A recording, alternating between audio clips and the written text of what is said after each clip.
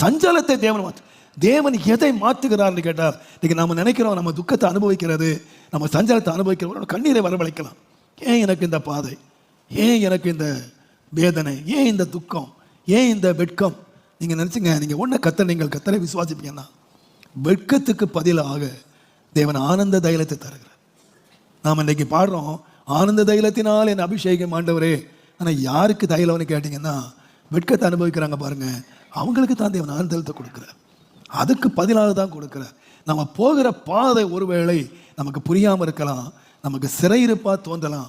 ஒன்றை மறந்துடாதீங்க, நம்பிக்கை உடைய சிறைகளே, நீங்கள் எங்கே திரும்புங்கன்னு சொன்னால் கர்த்தரிட திரும்புங்க, கர்த்தர் கையில் விழுங்க.